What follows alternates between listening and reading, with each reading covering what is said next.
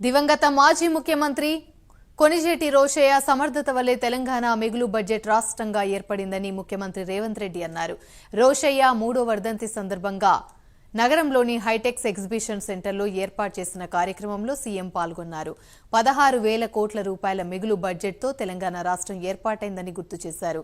అనేక మంది ముఖ్యమంత్రులు ప్రశాంతంగా ప్రభుత్వాన్ని నడిపేందుకు కారణం రోషయ్యనని రేవంత్ రెడ్డి చెప్పారు.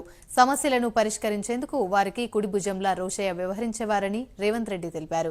అందుకే అప్పట్లో ఎవరు ముఖ్యమంత్రులుగా ఉన్నా నంబర్ 2గా రోషయ్య ఉండాలని కోరుకునేవారని రేవంత్ రెడ్డి చెప్పారు.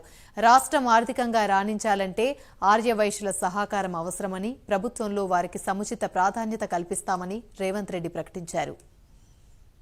రోషయ్య గారు ఆర్థిక మంత్రిగా ఉమ్మడి రాష్ట్రంలో ఒక నిబద్ధతను, ఆర్థిక పరంగా ఒక క్రమశిక్షణను వారు పాటించారు. కాబట్టే తెలంగాణ రాష్ట్ర ఏర్పాటు సందర్భంగా 16,000 కోట్ల రూపాయలతో మిగులు రాష్ట్రంగా తెలంగాణ రాష్ట్రం అవతరించిందని చెప్పి నేను ఈ సందర్భంగా ఖచ్చితంగా చెప్పదలుచుకున్నా.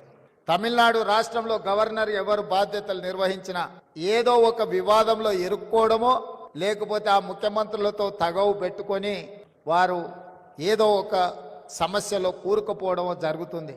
కానీ అనుభవం కలిగిన రోషయ్య గారు అత్యంత రాజకీయ వివాదాస్పదమైన తమిళనాడు రాష్ట్రంలో కూడా గవర్నర్గా రాణించి వారి యొక్క అనుభవాన్ని అక్కడ వారు ప్రదర్శించారు.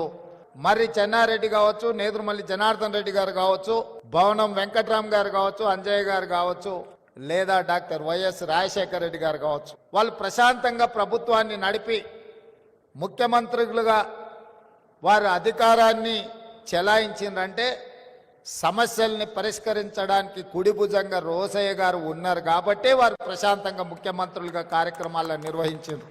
ఈరోజు తెలంగాణ శాసనసభలో రోషయ్య గారు లాంటి వ్యూహాత్మకంగా సమస్యల్ని పరిష్కరించగలిగిన సహచర నాయకులు లేకపోవడం కొట్టొచ్చిన లోటుగా